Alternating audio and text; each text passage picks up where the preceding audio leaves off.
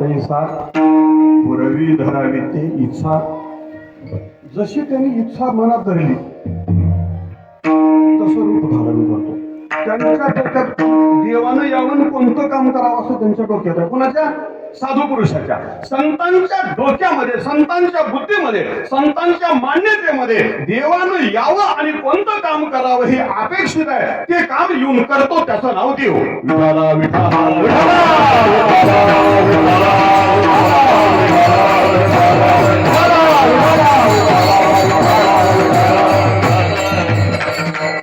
तिसरा वर्ग राहिला तुमचा आमचा. आम्ही बी येतोच की, आम्ही बी येतोच, आम्हाला बी जन्म आहे. पण आमचं येणं कसं आहे सांगू? जरा माफी मागून बोलतो, जरा माझं जरा गावरान बोलणं आहे. एखादा माणूस रस्त्याने चालला, एक मोटरसायकल चालला घरी जाऊ, कुण्या का वाहनात आहे पण मोटरसायकलचं उदाहरण देतो. मोटरसायकल चालला, सतीश महाराज मोटरसायकल चालला होता माणूस आणि जरा रस्ता बरा आहे, हॉटमिक्स नवं झाले म्हणून जोरात चालला होता आणि अचानक पडला. पडून कोणी मोटरसायकल कुठल्याच वाहनावरला पडून पण पडला, कीर्तनातल्या दृष्टांतातला पडला. आणि कीर्तनापुरतच लक्षात ठेवा, कोणा ध्यानात ठेवू नका. आता मला सांगा, माणूस मोटरसायकल चालला होता आणि जाता जाता पडला. पडल्यावर त्याचं काही ठरलेलं असतं का? उजवीकून पडायचं, डावीकून पडायचं, मागं पडायचं? त्याचं काही ठरलेलं नसतं. जसं पडायचं असेल तसं पडू का नाही. हे जसं त्याचं पडणं असतं तसं जीवाचं येणं सुद्धा तसंच आहे. त्या कर्मामध्ये बांधून त्याला फेकून दिलेलं असताना ते इथं येऊन पडतं, त्याचं नाव जीव. मौलीच्या भाषेत बोलतो, आगा कर्मी जै उरावे पैकीही सुख दुःखी करावे, पया ते भोगावया यावे देहात एका. तो येतो कशासाठी येतो? आपण केलेली कर्म ती भोगण्यासाठी येतो. आणि म्हणून आपण पूर्व केलेली सुकृत दुष्कृताची प्रारब्ध संचिताचा जो भाग आहे तो भोगून संपवायचा म्हणून जो येतो त्याचं नाव जीव.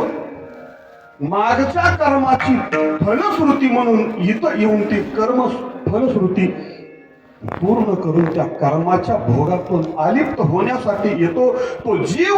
आणि याच्यासाठी येणं हा त्याचा धर्म आहे. कुणाचा? जीवाचा. जीवाचा काय धर्म आहे?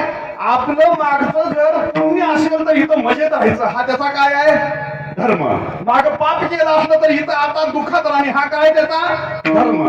माग जर कोणाला त्रास दिला असेल आणि आता इथं त्रास होत असेल तर हे सुद्धा भोगणं हे काय आहे त्याचा धर्म. ह्या काय त्याचा? आता हे जीवाचा धर्म लक्षात घ्या. हा काय आहे? जीवाचा धर्म आहे. आता दुसरं राहिला देवाचा धर्म. देवाचा धर्म काय? देव हा दयाळू आहे. आणि देवाचा धर्म काय? जे समोर असतील ते सगळ्यांच्यावर दया करणं.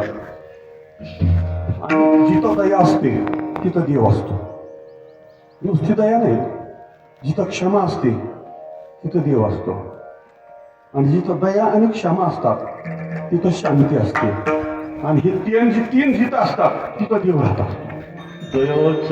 शांती देवाची वस्ती. दया राहते, क्षमा राहते आणि शांती राहते.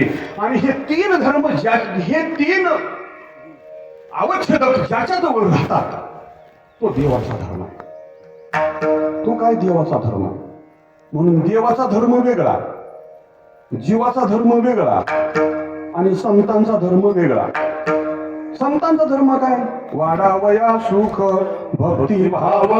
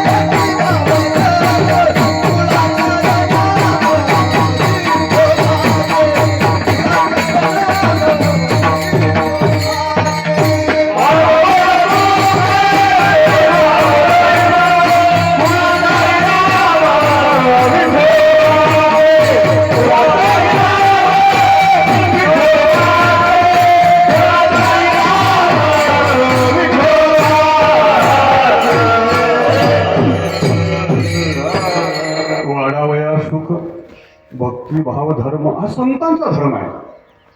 एवढी मोठी ज्ञानेश्वरी लिहिली, निवृत्तीनाथांच्या कृपेने लिहिली असं ज्ञानोबा म्हणाले. सगळी ज्ञानेश्वरी बघा खूप अनेक ठिकाणी निवृत्तीनाथांचं वर्णन केलंय. माझ्या सद्गुरूंनी कृपा केली, त्यांचे खूप माझ्यावर उपकार झाले वगैरे वगैरे. पण एवढं सगळं झाल्यानंतर त्या सद्गुरूकडे म्हणा किंवा भगवंताकडे म्हणा मागणी करतात. कशासाठी?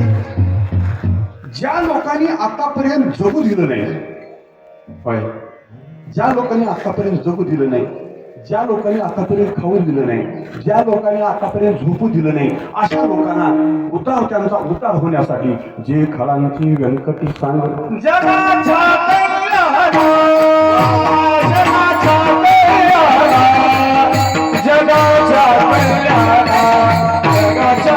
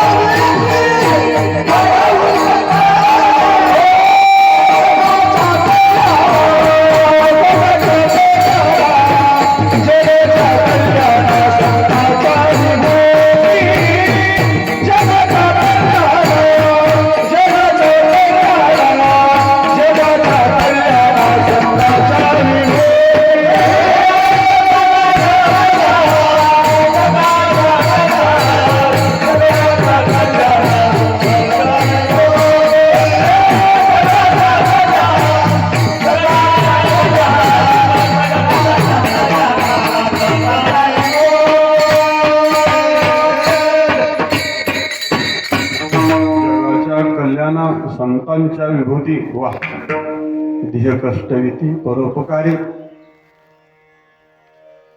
ज्ञानोबांनी एवढी मोठी ज्ञानेश्वरी लिहिली, त्याच्यातलं संवेदन असलेलं वर्म तुमच्या पुढे ठेवतो, म्हणजे माझं बोलणं थोडं अजून सोपं होईल. ज्ञानोबांनी देवाकडे मागणी केली पसायदानामध्ये. सगळ्याला पसायदान पाठ आहे, तोंड पाठ आहे सगळ्यात, होय की नाही? आता इथं असलेलं तर सगळ्यांना, माता वर्गाला सुद्धा पसायदान पाठ आहे. ज्ञानोबांनी देवाला मागत असताना ज्ञानी पुरुषासाठी मागितलं का हो? आधी विद्वानासाठी मागितलं का? महात्म्यासाठी मागितलं का? संतांच्यासाठी मागितलं का? पुण्यपुरुषासाठी मागितलं? नाही मागितलं. मागितलं कोणासाठी? जे पापी आहे, जे खर आहे, जे दुराचारी आहे, त्यांच्यासाठी आधी मागितलं. दुरितांचे तुम्ही लगाव विश्व स्वधर्म सूर्य पाहो, जो जे वांछील कोते लाहो. आणि ही सगळी आधी संपल्यावर मग पुढी त्या मोठ्या लोकांच्यासाठी पुन्हा मागितलं. पुढे त्याच पसायला ना माग चंद्रमेजे आलांछन मार्तंड जे तापही हे सर्व ही सदा सज्जन सोयरे होत. सगळ्यांच्यासाठी मागतात, सगळ्यांची चिंता करतात, पण आधी पडलेले ज्यांचं पतन झालंय, ज्यांचा जाणं आणि ज्यांचा वेग नरकाकडे जाण्याचा आहे, त्या सगळ्यांचा नरकाकडे जाण्याचा ओघ थांबवण्यासाठी ज्यांनी आटोकाट प्रयत्न केला, आपलं शरीर झिजवलं, आपलं आयुष्य झिजवलं, आपले अवतार झिजवले, त्याच्यासाठी देवाला इथं सगुण व्हायला लावलं. हा धर्म कुणाचा? संतांचा. विठाला विठाला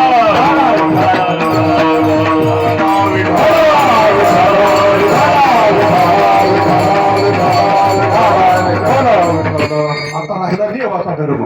देवाचा धर्म कोणता? देव असे जे सत्पुरुष आहेत त्यांचा सांभाळ करण्यासाठी येतो. कारण हे सत्पुरुष, हे ज्ञानी पुरुष, हे महात्मे, त्या सती, या पतिव्रता, इथले दानशील पुरुष, इथले यज्ञ करणारे पुरुष आणि इथं पुण्यकर्म करणारे जे महात्मे असतात, यांच्या कार्यामध्ये जे जे प्रतिबंध निर्माण झाले ते सगळे प्रतिबंध घालवून टाकणे आणि त्यांना त्या प्रतिबंधापासून, त्या संकटापासून मुक्त करणे, याच्यासाठी देव येतो. आणि देव येतो आणि येऊन या सगळ्यांचा सांभाळ करतो. सांभाळ करत असताना देवाचे येण्याचे दोन पैलू. तो त्यातला मुख्य पैलू आहे कोणता?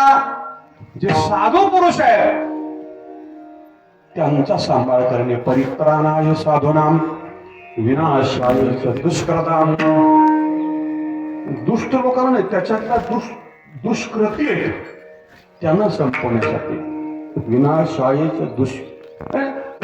कोणाचा विनाश करायचा आहे, कोणाचा सांभाळ करायचा आहे, हे सगळं करण्याचं प्रयोजन काय, हे सगळं करण्याचा हेतू काय, तर धर्माचं पालन करण्यासाठी येतो. यदा यदा हि धर्मस्य ग्लानिर्भवति भारत अभ्युत्थानं धर्मस्य तदात्मानं सृजाम्यहं. विठ्ठला विठ्ठला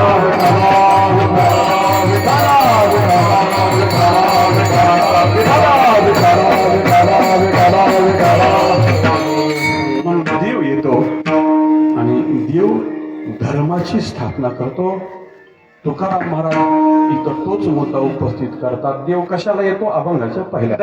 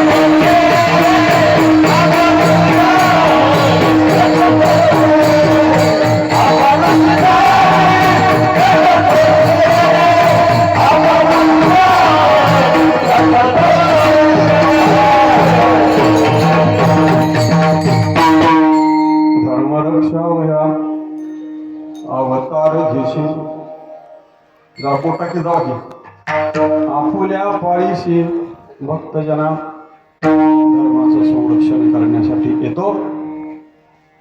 देवाचं येण्याचं प्रयोजन आहे धर्माचं संरक्षण करणे. आपुल्या पाळीशी भक्तजना आपल्या भक्तांचं संरक्षण करतो. उदाहरण देतात अंबरीश नावाचा राजा त्याच्या जीवनामध्ये जो बदल झाला, खूप मोठं संकट, त्याच्यासाठी भगवंतांनी 10 अवतार घेतले. म्हणून म्हणाले की भगवंताच्या येण्याचं प्रयोजन धर्माचं संरक्षण आणि भक्तांचं पालन करणे. भक्तांनी पायापाशी दुर्जनाशी संहारी, दुर्जनाचा संहार करण्यासाठी येतो.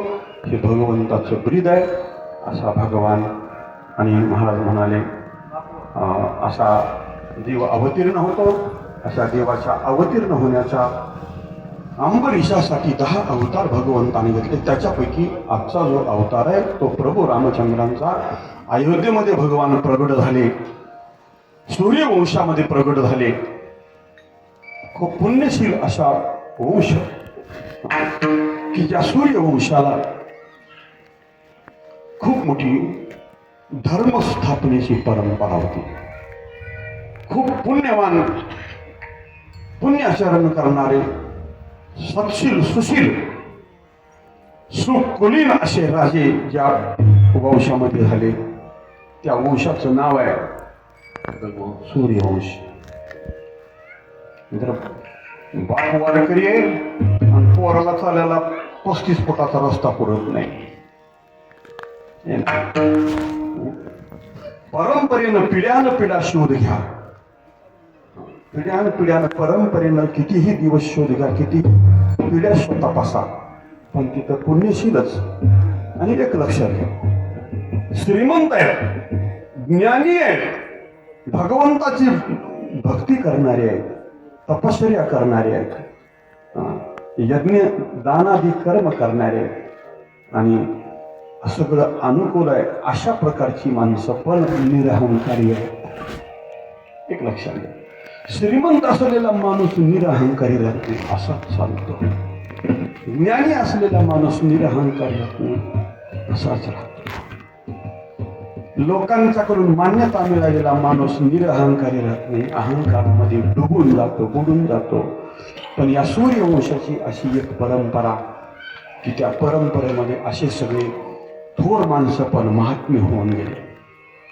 आणि त्या वंशात आज राजाच्या पोटी दशरथ राजाचा जन्म झाला. दशरथ राजा खूप पुण्यवान महात्मा, खूप पुण्यवान.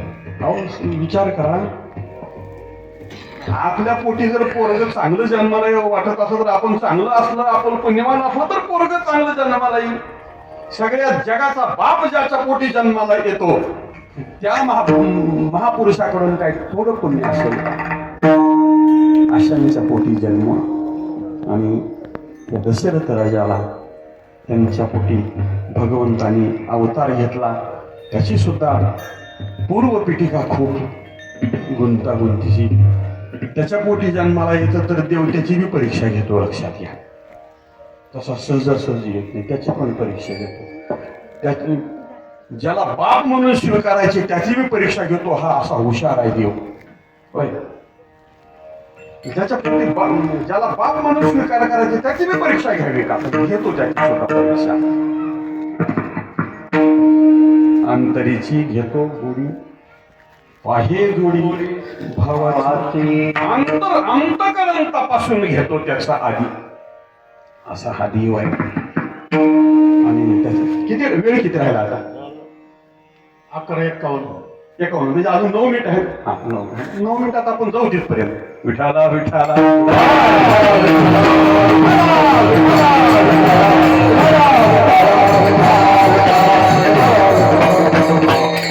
त्या दशरथ राजाला मोल नव्हतं. गृहस्थ आश्रमामध्ये खूप मोठी समस्या आहे ती. माणूस आणि कसं असतं, कुठं खायलाच अन्न नाही तर तिथं पोरं बकर आहे. जिथं भरपूर खायला तिथे एक बी पोर नाही. आणि असं जिथं असं त्याचाच नाव संसार आहे. आता आपण जन्मोत्सवाच्या नंतर बघू याला जरा सविस्तर जेवढं चर्चा करता येईल तेवढी. पण मला तुमच्या पुढे असा एक मुद्दा ठेवायचा आहे की संसार हा ज्याच्यात हमेशा न्यून असतो त्याचं नाव संसार आहे. असा कोणी आजपर्यंत संसारिक जन्माला आला नाही की त्याचा संसार परिपूर्ण झाला किंवा त्याच्या संसारात काहीच कमी नव्हतं. ज्याच्यात काही ना काही कमी असतं त्याचं नाव संसार आहे. दशरथ एवढा पुण्यवान, दशरथ राजा पुण्यवान, त्याचे पिताजी पुण्यवान, आजोबा पुण्यवान, पंजोबा पुण्यवान, किती वंशातले ते हरिश्चंद्र राजा कसला होऊन गेला त्या वंशामधला. जगातला 3 महासत्ता ज्याच्या पुढे लोटांगण घालत होत्या. भगवान शंकर, भगवान विष्णू आणि भगवान ब्रह्मदेव. आणि यांनी सगळ्यांनी ज्यांना मान्यता दिली ते विश्वामित्र, ते सुद्धा त्याच्या पुढे शरण आले. एवढा मोठा महात्मा. हे महात्मे ज्या सूर्यवंशानं दिले त्या सूर्यवंशात त्यांचा जन्म त्या दशरथ राजाला काय कमी असावं, काय कमी असावं. पण सगळं होतं पण पोरग नव्हतं. खूप मोठी इतिहास आहे. आणि मग ते घटना घडल्या काही मी नंतर बोलूया, त्याची आपण चर्चा करूया. आणि असा एक मुहूर्त साधला भगवंतानी. चैत्र महिना, शुक्ल पक्ष, नवमी. भगवंतानं दुपारची बरोबर 12ची वेळ. बघा भगवंताच्या अवताराचं बी हेतू कसे आहे. एक अवतार रात्री 12 वाजता है ना. एक अवतार रात्री 12 वाजता. रात्री 12 वाजता पण ज्यावेळी चंद्रोदय होतोय त्यावेळी अष्टमी दिवशी रात्री 12 वाजता चंद्राचा उदय होत असतो. लय देव हुशार हो, काय सांगावं तुम्हाला. लय हुशार. याच्या एवढा हुशार जगात कोणी नाही. सगळ्या जगाला घुमविते आणि आपण जागेवरच राहते.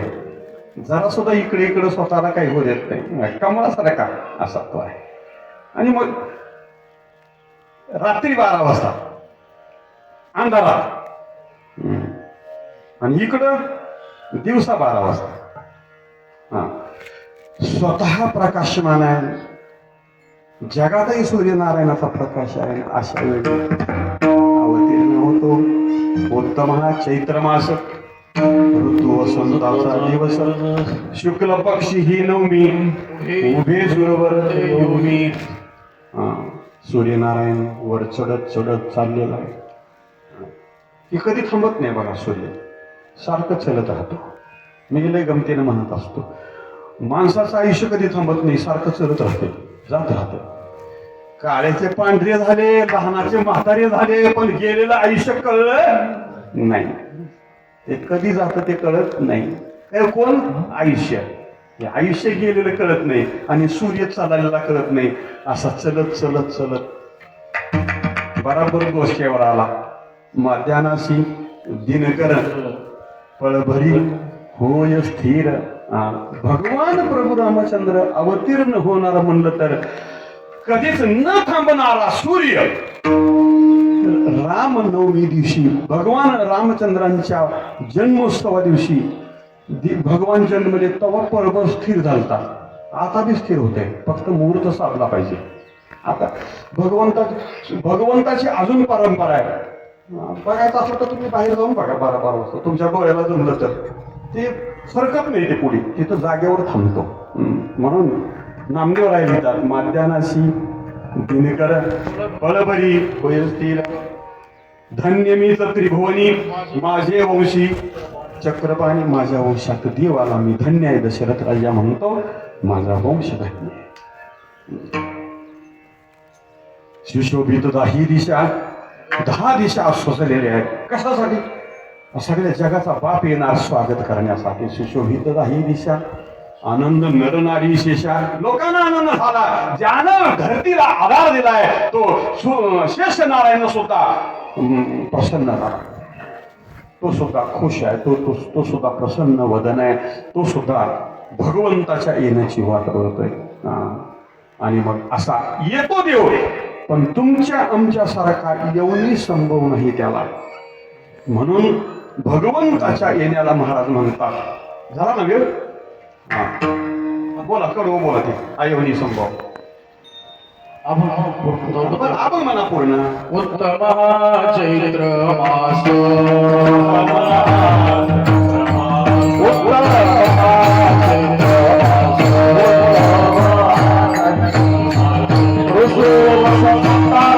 दिवस, वसंताचा